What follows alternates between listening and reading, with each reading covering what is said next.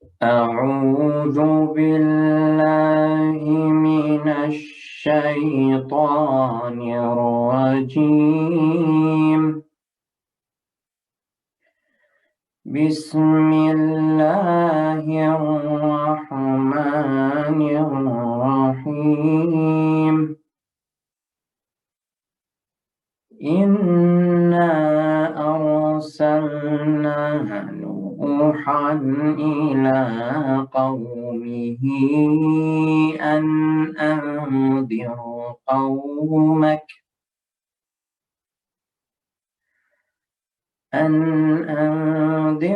قومك من قبل أن يأتيهم عذاب أليم. قال يا قوم إني لكم نذير مبين أن اعبدوا الله واتقوه وأطيعون يغفر لكم من ذنوبكم ويؤخركم إلى أجل مسمى إن أجل الله إذا جاء لا يؤخر لو كنتم تعلمون. قال رب إني دعوت قومي ليلا ونهارا فلم يزدهم دعائي إلا فرارا وإني كلما دعوتهم لتغفر لهم جعلوا أصابعهم في آذانهم واستغشوا ثيابهم وأصروا واستكبروا استكبارا ثم إني دعوتهم جهارا ثم إني أعلنت لهم وأسررت لهم إسرارا فقلت استغفروا ربكم إنه كان غفارا يرسل السماء عليكم مدرارا ويمددكم بأموال وبنين ويجعل لكم جنات ويجعل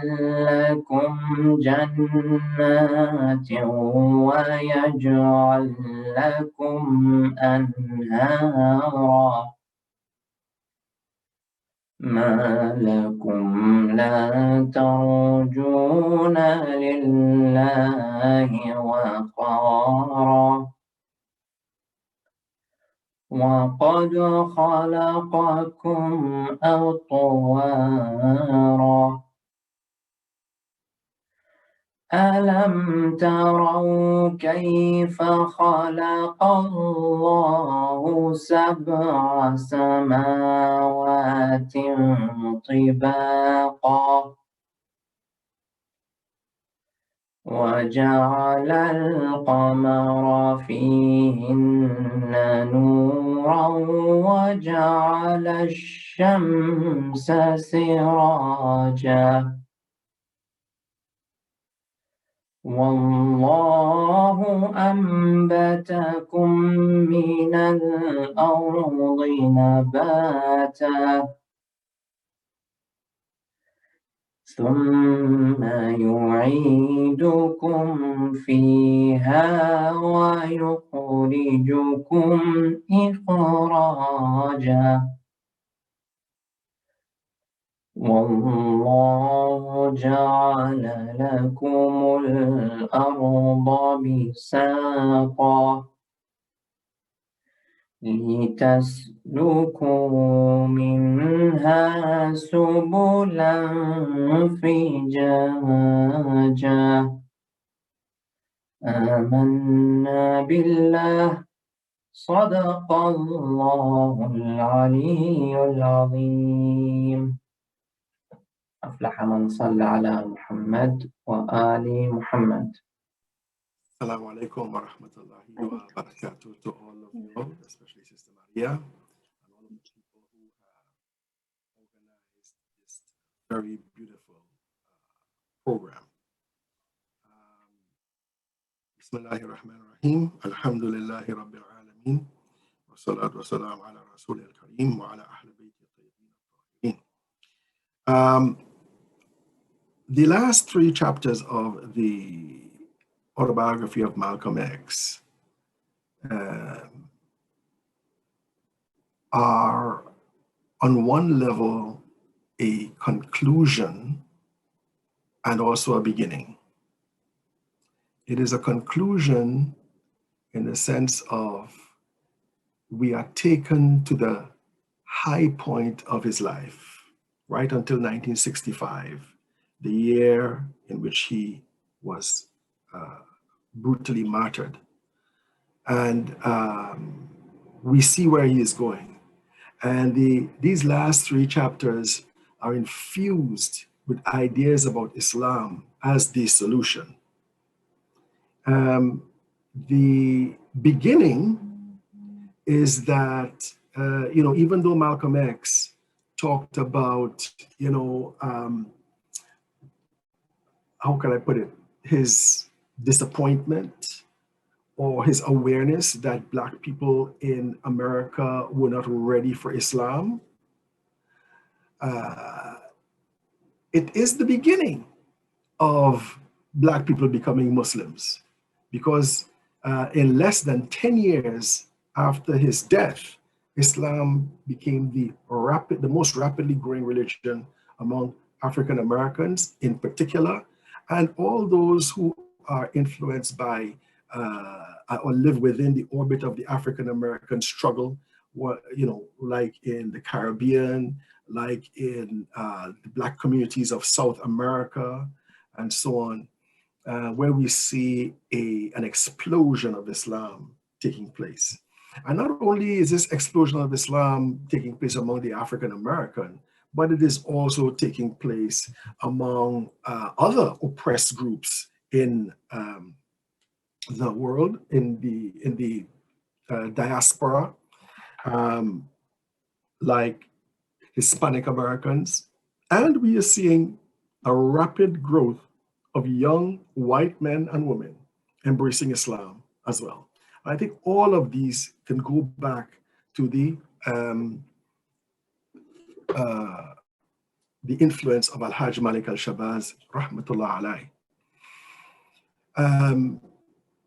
It is clear in chapter 17 that Malcolm X is seeing his trip to Mecca as a divine sign, as a sign of the favor of God. He sees a destiny in this trip.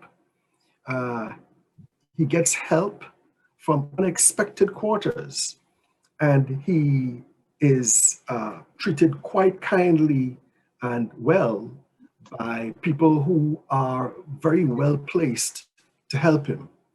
He is treated in a almost one can say, the fashion of a dignitary. I do not believe that this is, what do you call it, by chance. This is not a fortuitous event. This is an extension of the status he has with Allah. That these people are interested in him. These people are there when he needs the help. These people provide all of the resources that they can to him. He is truly a guest of God in the Hajj. And this is coming from a man who didn't even know how to pray properly, because in the nation of Islam, they did not pray the Salah like the Muslims. They prayed a different type of a prayer, and they prayed in English. The nation of Islam was a heterodoxy. It was not an orthodoxy. It was an organization, a kind of a pseudo-Islam. But saying that, we should not automatically denigrate the nation of Islam,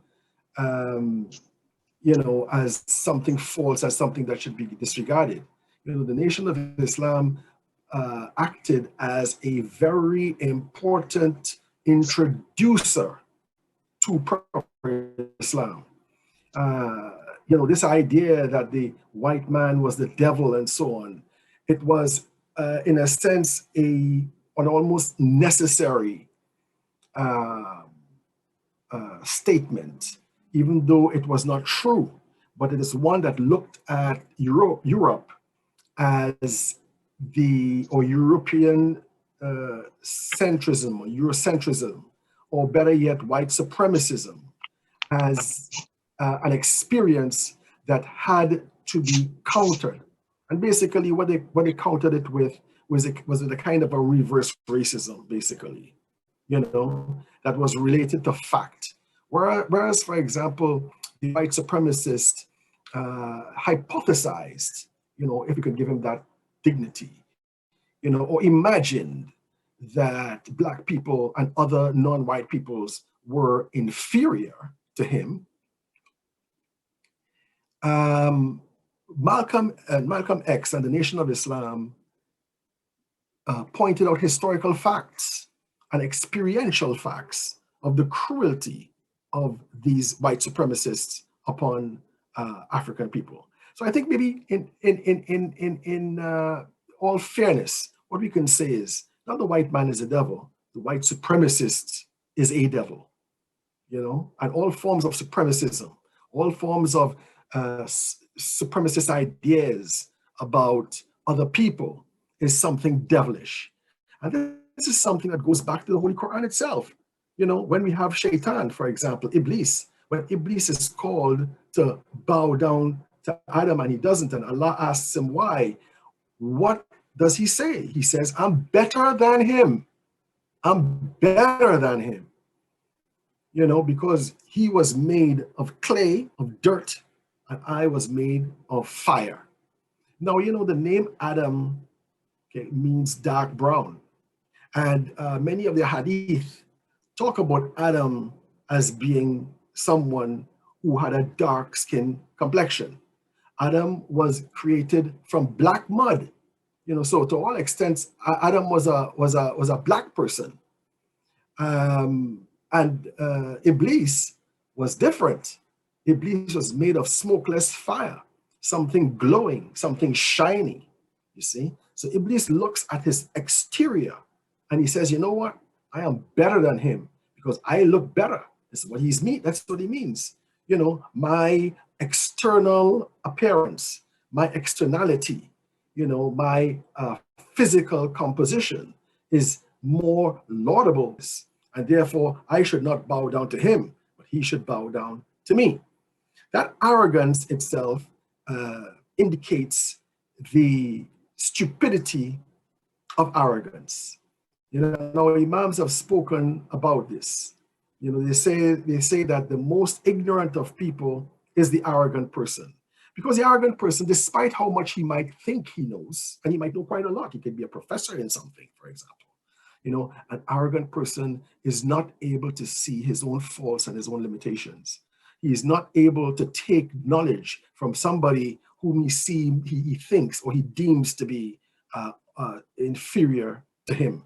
And so Malcolm X sees Islam as a way of a reform, as a way, a revolutionary way to change the totality of American racism to be something or to become something more human. In one of his statements, which is a very, very powerful statement, he says, and let me see if I can find it here, that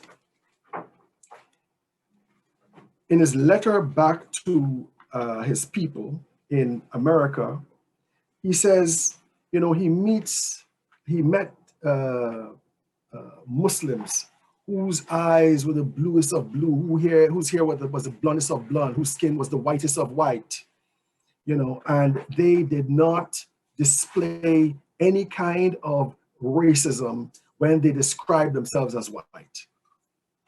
In one speech he gave, he says, you know, when a person says, I am white in America, describing themselves as white in America, he says, it means that I am privileged.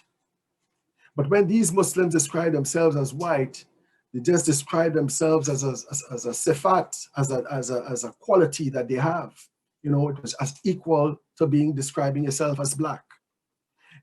When he went back to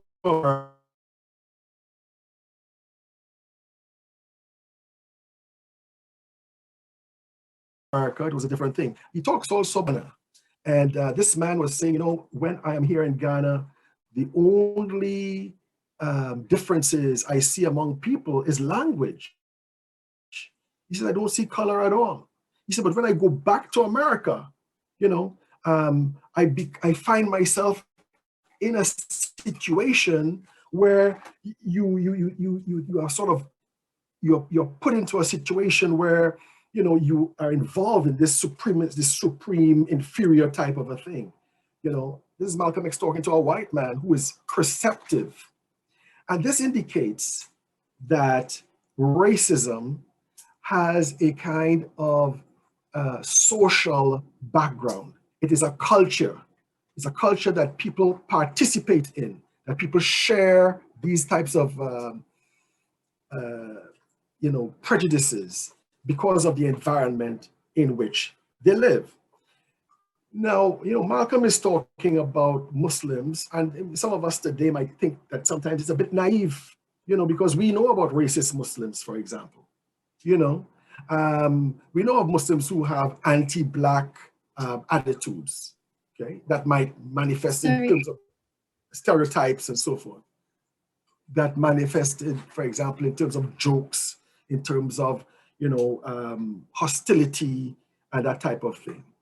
And I think he addresses that type of a thing too, because he mentions in the autobiography that racism, some Africans had mentioned that, I believe, you know, racism among people in the third world or people outside of the Western world is based upon their encounter with Western culture and how and to the level that Western culture dominates them.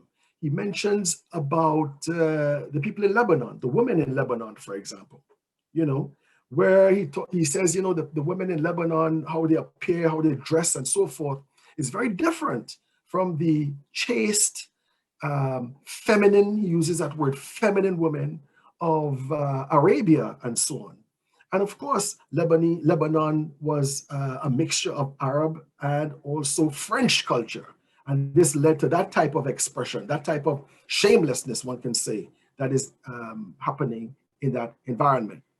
You know, and you know, I think the autobiography should be an opportunity for us to look at ourselves as Muslims. You know, because in reading the autobiography, you know, preparing myself for this talk, you know, I would wonder what would Malcolm X say, you know, where there are Asian Muslims in East Africa who do tabligh among Black Africans in East Africa, and then refuse them entry into their own mosques to pray.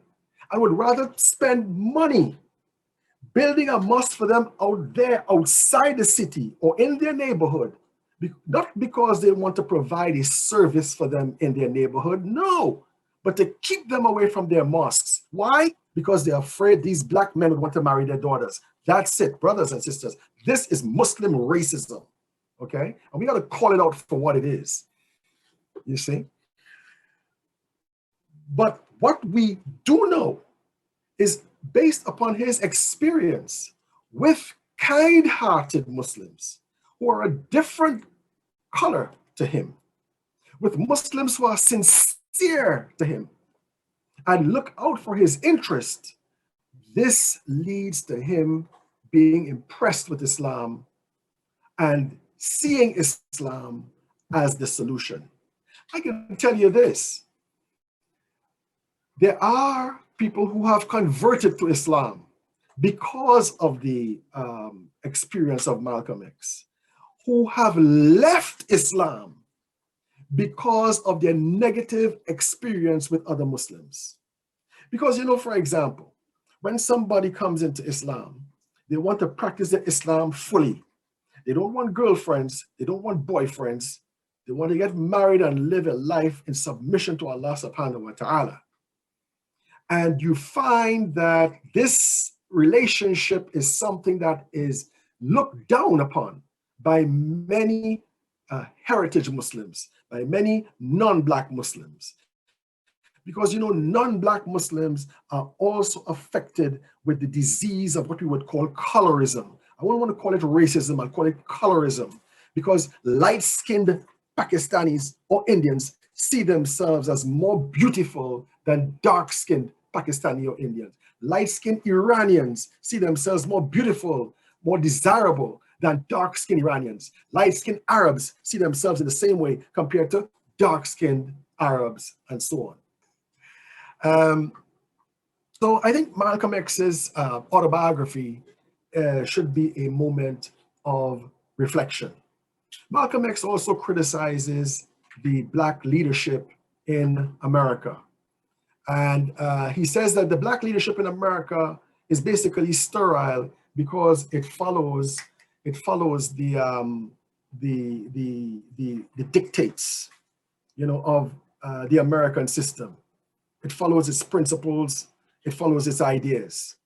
And, you know, this is true even today. If you look at, for example, the Black Lives Matter movement, you will see that the Black Lives Matter movement, when it's talking about Black Lives Matter, it does not move into the area of internationalism. Which Black Lives Matter? Only American Black Lives Matter or all Black Lives Matter? Well, if all Black Lives Matter, what do you have to say about what is happening in Africa?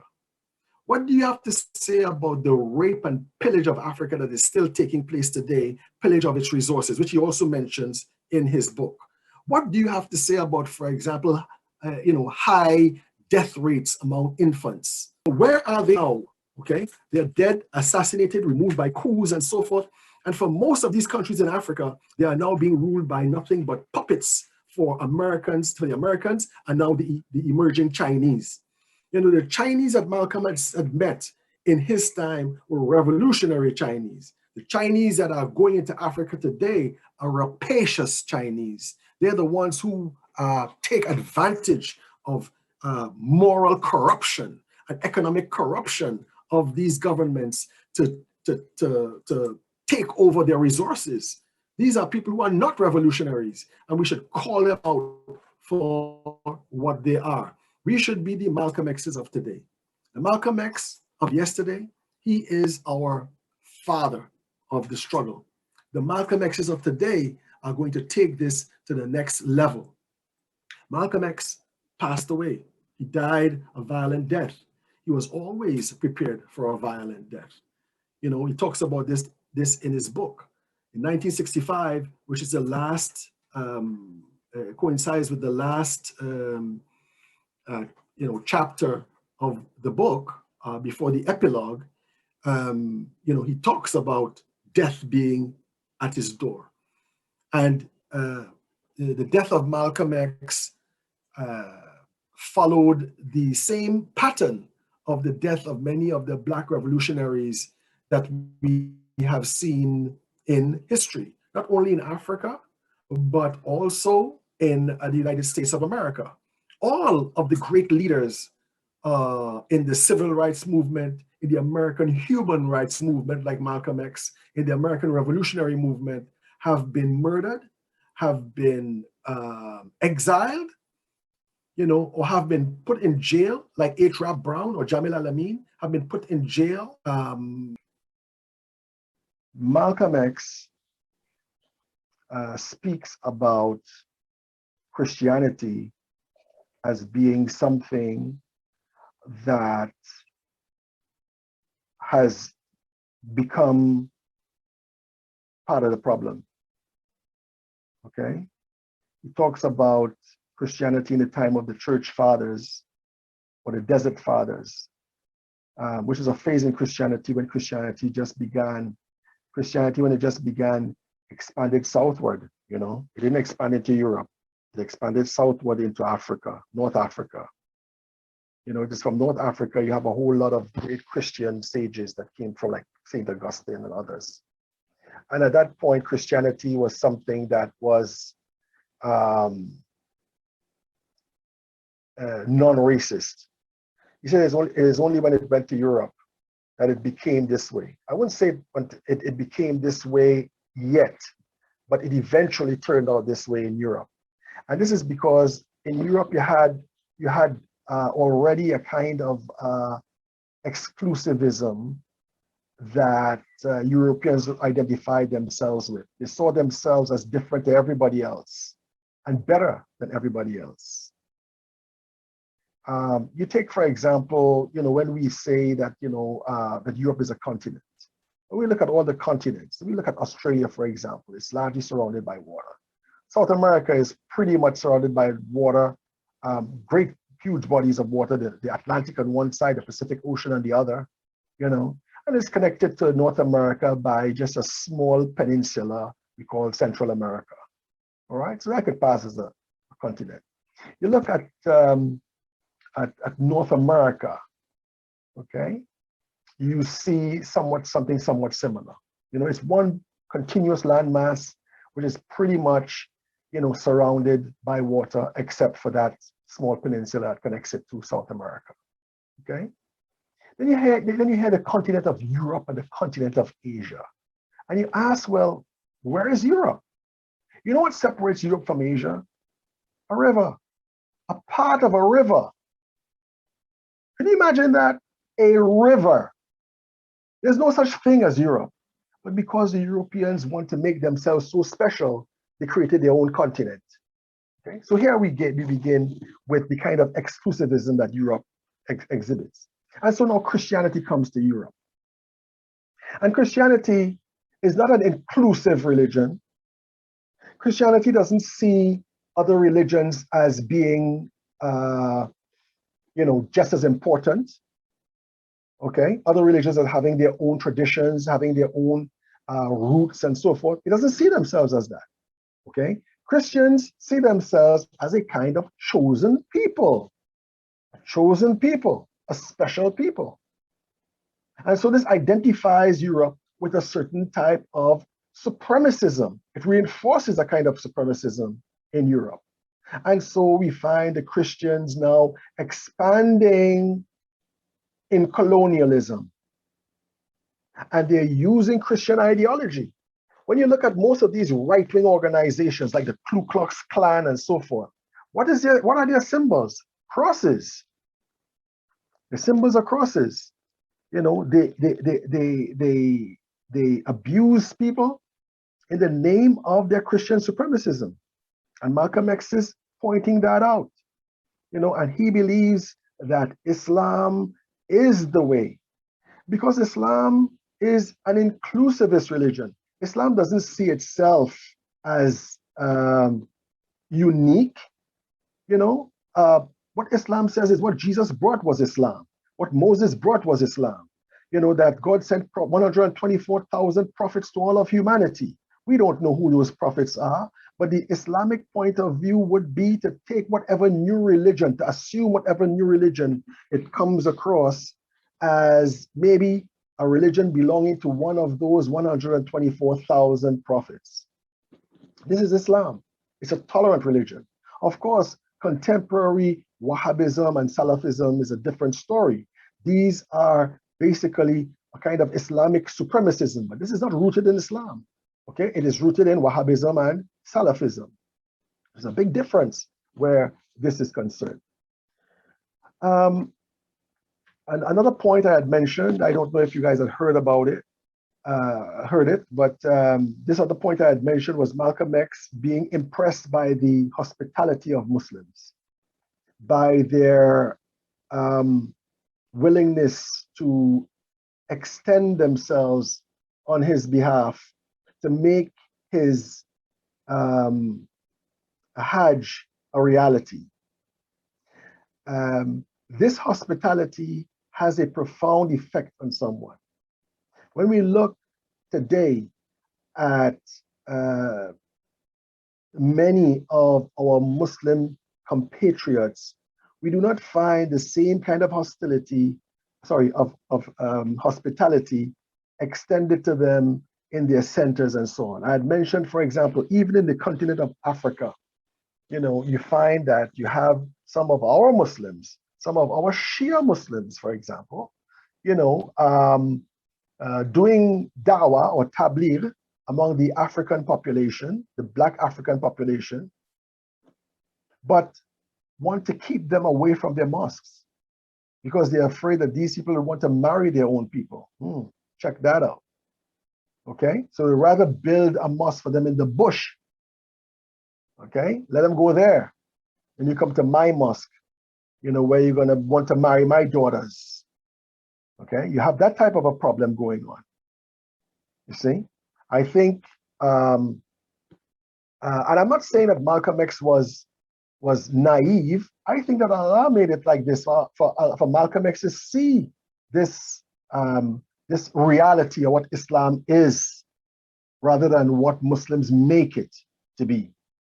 So what I want to encourage people to do is to really learn from Islam, to learn from Malcolm X, to be able to extend your hand to converts in Islam that would make them feel as part of a true brotherhood and sisterhood, a true family of believers in this world.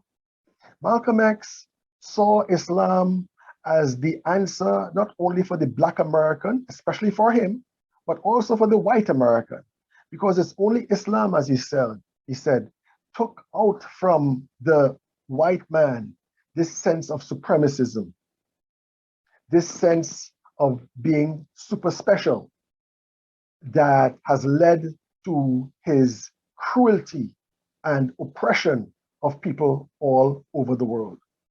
And when we look at racist Muslims, because there are many of them, when we look at racist Muslims, anti-Black racist Muslims, I know, as I mentioned to you before, not just anti-Black, but also very colorized Muslims, practicing colorism, light-skinned Muslims feeling themselves better than dark-skinned Muslims and so forth. When we look at that, he says that it is related to the extent by which they have incorporated in themselves the colonialist mentality, the white supremacist mentality. He sees race as largely a social phenomenon. He said, he saw some of these white Muslims, the son of Mr. Azam. His name was Omar Azam. He said he described him as a man tall, about 6'3", and he was very white looking. He said, but I didn't feel that he was a quote unquote white man. He didn't feel this. Why? Because Malcolm X was in a situation, in a context where those types of feelings would not arise.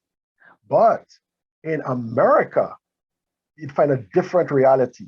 In America, whiteness is something that is equated with power. And this is why you find, not just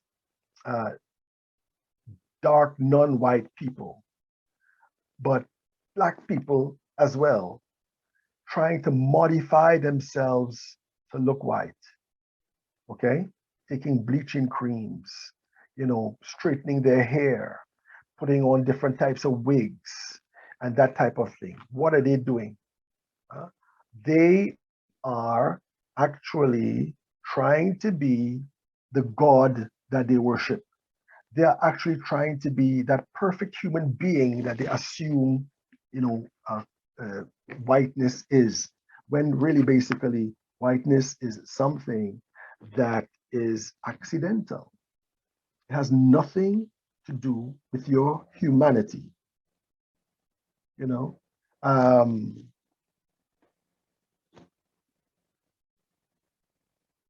So to fight racism, you have to create a context.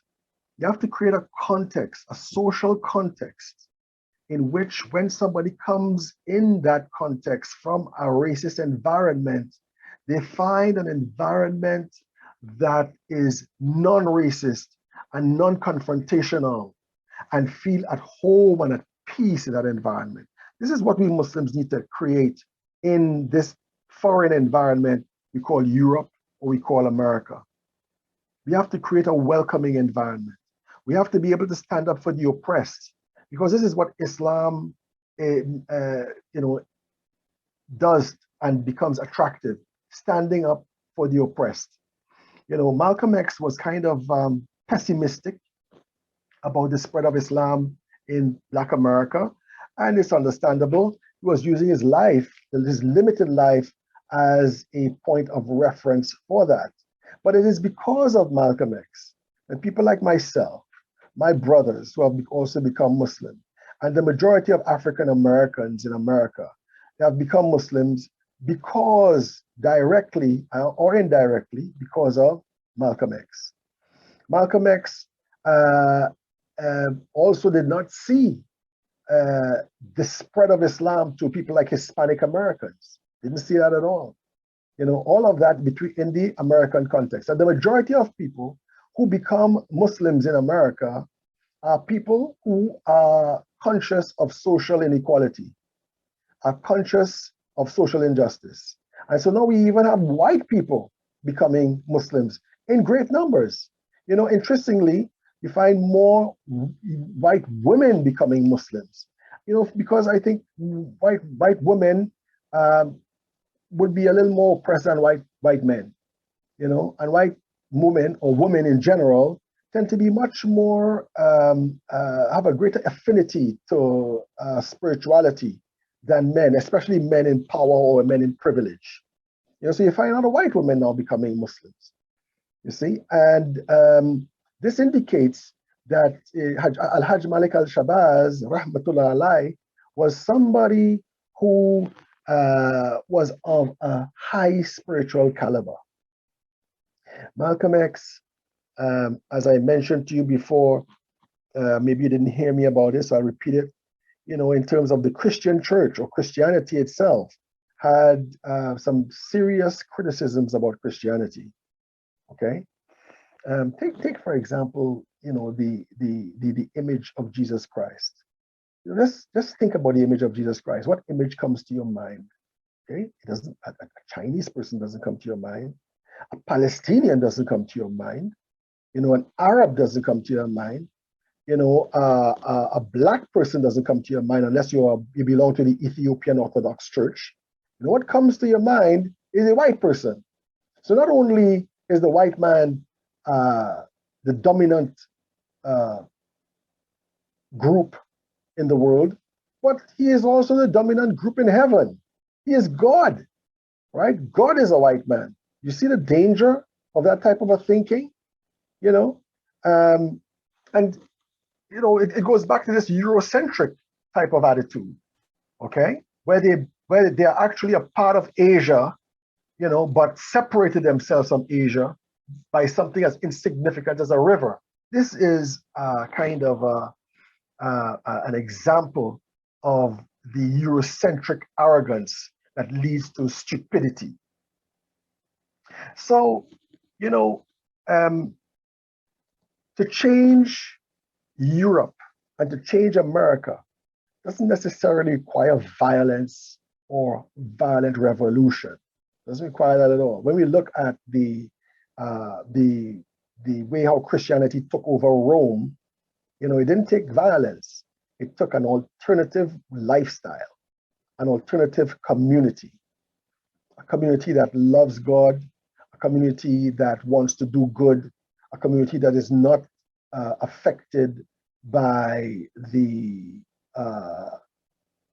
moral limitations of the society around it. Christianity today is something different. Christianity today is something that compromises itself. It accepts immorality as the natural state of things. It tries to accommodate itself to the system rather than standing up against the system. They want to reduce goodness and revolutionary change by just feeding the poor, and marginalizing religion. And Malcolm X would have none of that. He says that the only thing that can change America today is that people should become Muslim. And how are they going to become Muslim? They become Muslim through us. We have to be the ones to do tabligh. We have to be the ones to welcome Muslims within our non-Muslims into our community and show them a different way of life. I heard recently, some woman came up to a Muslim person and asked them to explain the Quran to them. And after this person explained the Quran to them, the one says, "I'm ready to become a Muslim." She did the Shahada and embraced Islam. This is a true story. We have to be prepared for that. Especially us Shias. Because what we are doing is we are giving up the field to the Salafis. They're the ones who are doing all the tabligh, and we are doing nothing but just going to our little mosques and reading Dua Komil and beating our chests for Imam Hussein, and thinking that we did our job. No, you didn't do your job, right? You're supposed to spread Islam. You're supposed to make a change in this society, just like Malcolm X, and if you're going to die in the process, that's not a problem. He was living as a dead man already.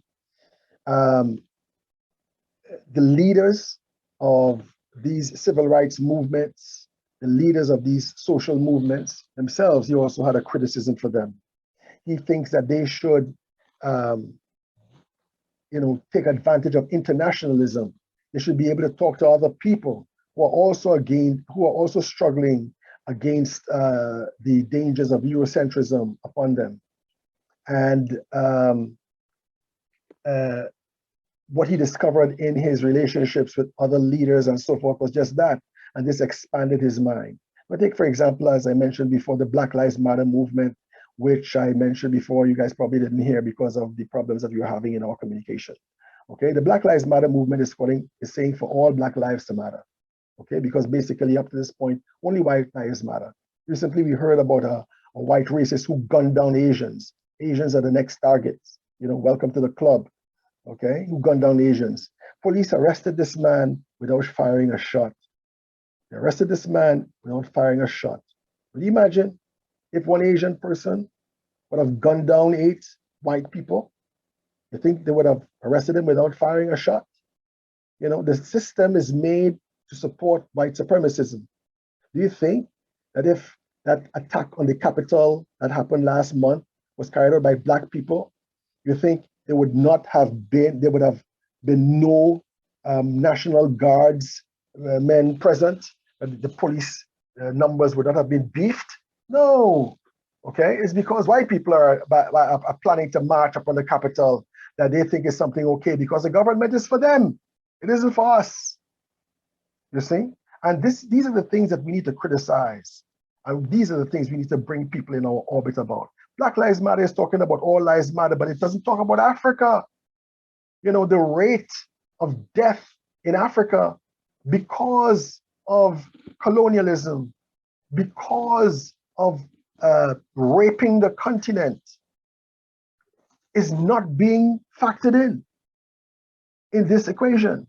You know, in the Congo right now, you know, you have airstrips carved out in the middle of the jungle where they take out the coltan or the diamonds or the gold, you know, or the cobalt and all the things that you need for modern life. They take it out free, you know, and they create diseases. They spread diseases like Ebola and so forth to make these places no-go zones. And whenever a government comes up in the Congo, right, beginning from Lumumba, you know, whenever a government comes into the Congo that wants to have the rights of the people over their resources, they kill them. Not the Russians, the CIA, you know, they perpetuate this an economy of aid support and they know that the aid money is being stolen by corrupt governments, and they continue this because it makes the governments weak so that they can take out their resources for next to nothing. This includes China. The China Malcolm X knew that time is not the same China today. The China today is a racist China. You can't, you're a black person, you're a Christian, you want to go to a Chinese nightclub, they refuse you entry. They refuse you entry. Okay? This is what is happening in Africa today. Why can't Black Lives Matter address itself to this? You know why? Because they do not have institutional memory. And what is institutional memory? I'm going to end with this. What is institutional memory? Okay?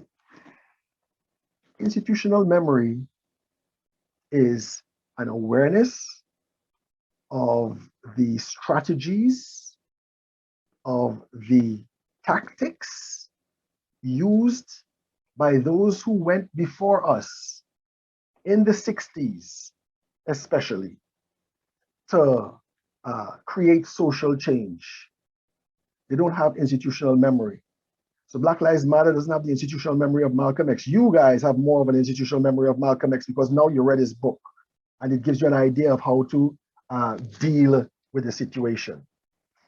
Okay, so you know, a good example of institutional memory again is also the 99% movement, the 99% movement. You know, you remember that, okay? Or the Occupy Wall Street movement. The Occupy Wall Street movement was an international movement. It collapsed, and one of the reasons why it collapsed was because of a statement by Noam Chomsky. They lacked institutional memory. That's where I learned the word from, and it meant that.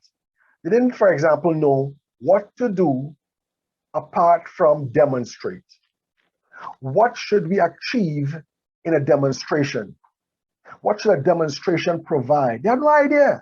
They had no idea what to use a demonstration for, rather than just to get people on the street and say, down with this, we don't want that. That's it.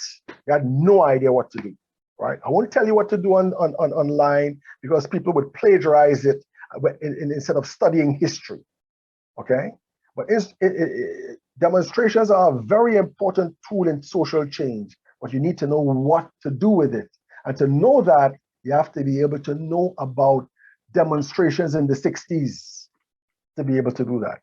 You know, and then have an idea what to do. They lack institutional memory because it's this generation today is a new, a YouTube generation. They don't read, they don't study, they don't analyze. And because of this, we're in big trouble. Assalamu alaikum wa rahmatullahi wa barakatuh.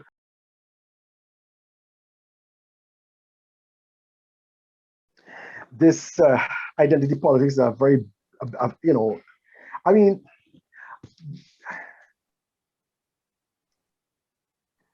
where mixed race people are concerned, okay, most mixed race people, in my experience, prefer to call themselves black. But there are some mixed race people who want to call themselves mixed race. That's fine. You know, I wouldn't want to lump it into the same business about identity politics, because I think identity politics is a new term, and it is something that the center of it is the LGBTQ plus movement, which I don't think should be a model for us to emulate. You know, so you know where mixed race people are concerned, you know, I think as a default position they can be considered as black, you know, and if they don't want to be considered as black, they got a problem. Tell you the truth, right? They might put it as, you know, oh, no, I have two parents and blah blah blah blah blah. You know, the thing is this, and Malcolm X showed us this, right? That racism is a social phenomenon. It is a social phenomenon. Okay, race itself is a social phenomenon. All right, it is almost, I think, not very important how you want to call yourself, but what's important is for you to be against oppression, okay, especially race-based oppression, okay, and mixed race people tend to be discriminated just as black people. It all depends on how white or so how less white they are, how dark they might be. Mixed race people face the same kind of oppression as black people. Okay, this is a fact. And because of this, I consider them black. You see? Yeah. Okay, if a mixed race person was not oppressed as a black person and could pass as white, I don't think that they are part of the solution. I think they're part of the problem. You know, because they have at least one parent, you know, who had suffered. And if that parent could not communicate to that child that they had suffered, then that parent also is a person who is pretty ignorant.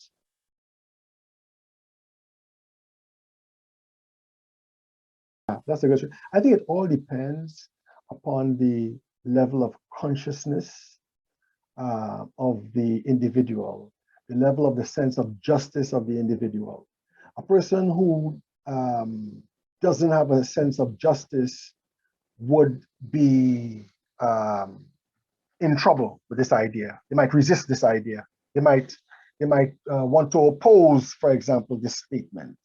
Okay, a person who is for justice, they will find justice in Christianity. For example, in the 1970s, you had the phenomenon taking place in in Latin America, especially in the Central America, when they were fighting in Nicaragua and El Salvador against American-supported dictatorships that were killing all these people. You find the church being very, very important in the struggle against these dictators, okay? And they developed a type of theology, they call it liberation theology. You know, you find people like, for example, Martin Luther King, you know, finding a state of injustice in America, used Christianity very, very effectively to mobilize people, you know, and to put a dent in the segregationist and oppressive mentality in America. So it all depends on the individual. You know, it all depends on how they've been educated in Christianity. You know, if you go to, like, for example, a Southern segregationist church, you know, you might have a segregationist idea about Christianity. If your experience of Christianity was, let's say, for example, Ku Klux Klan kind of Christianity, yeah, or Spanish conquistador type of Christianity, of course, you know, your Christianity be one that is oppressive. So I think Christianity itself does not oppress, you know, but Christians oppress. And Christians find Christianity quite easy to use to oppress, you know, but it all depends on the individual, how they view oppression and how they see that Christianity could help in overcoming oppression.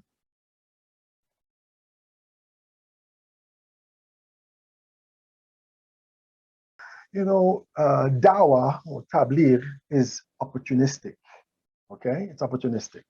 For example, if you're a university, in London, in England, we have Black History Month in October.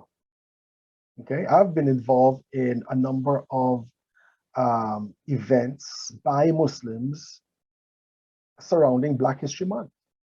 Where they invited me to talk about the role of Islam in Black liberation. You see, after we speak on that topic, then you have, let's say, for example, a sign-in sheet of anybody who would like to know more stuff about it. See, this is something that can be done. Or, for example, when something like a Black Lives Matter march is taking place, we join a Black Lives Matter march and we become distinctive Muslims. For example, if the march is taking place and Dhuhr time comes, we walk with prayer mats, and we spread out our prayer mats, not inside the middle of the march, but the side of the march or something, and we pray. This is a way of showing the Islamic presence there. Or for example, joining some of these organizations. If we have the institutional memory to guide them, we can do a very good job to guide them. When the Nation of Islam was in its heyday, you had many Palestinians and other Muslims who were involved in teaching the people in the Nation of Islam how to read Arabic and so forth and so on. We had, for example, in the struggle, the Malcolm X camp, we had people like Yuri Kochiyama, for example, who was Japanese, but who eventually became a Muslim later on in her life. You see? So we have to, first of all, don't worry about finding the Black Muslims. Let them find you, and they can only find you if you are identified with something that they are aware of. For example, having a symposium on racism in the Muslim community, or something like that. Anti-racism day, and you come in and present something like this, and what Islam really is all about, or something. These types of activities, expand your profile. Okay, I have a problem with Shia Muslims in university, by and large, who many times define themselves according to exotic Shia names like Absok, Ahlul Bayt Society. Who knows what Ahlul Bayt means? If you want to type up Islam, you want to find an Islamic group or a Muslim group in university, nobody thinks about typing in Absok. You're typing in Islamic something or Muslim something. The same thing in Toronto. In a lot of these universities, you have the Thakalain group. Who knows what Thakalain is? You know what I'm saying? Even a Sunni might wonder, what is this person talking about? You see what I mean? And so we sort of lose the Islamic label by default.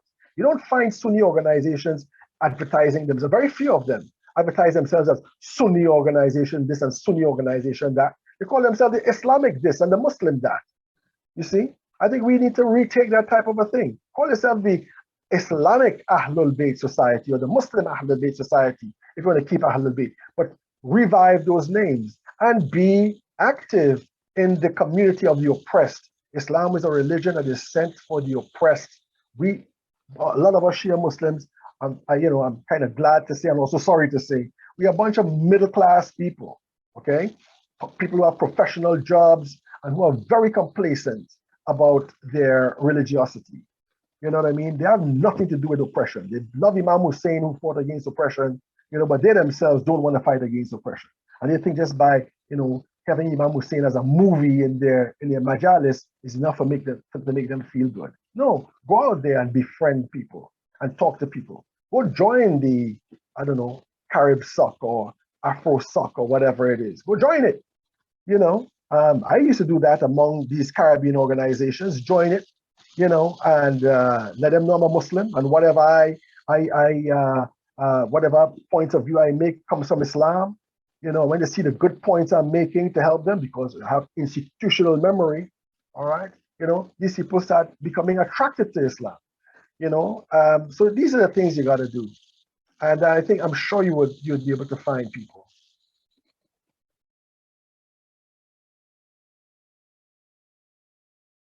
These are two viable solutions, really. Okay, I think these are two viable solutions. I think what you can do is in those environments where you have some kind of racism taking place, you have to call it out. You have to find a way of doing this. You know, you could write a letter, you could speak directly to the member, to the director, you could have a meeting with people of the community, things like that.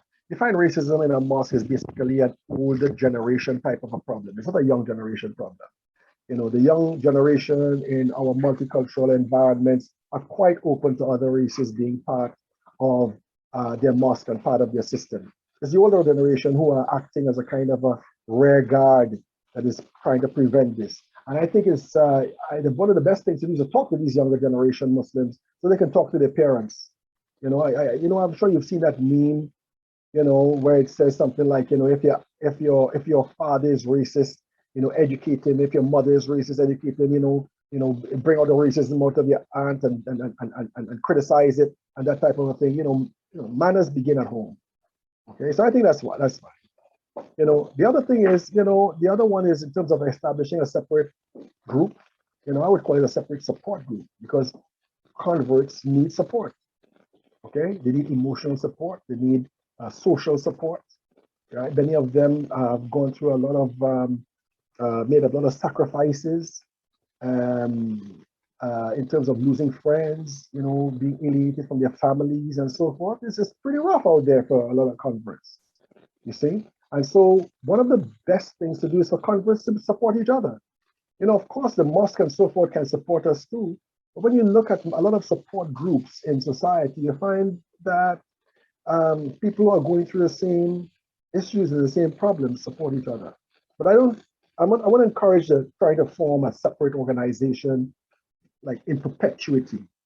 I would call for a support group where people can help each other and so forth. And that's where it is. And that's where it's going to stay, you know.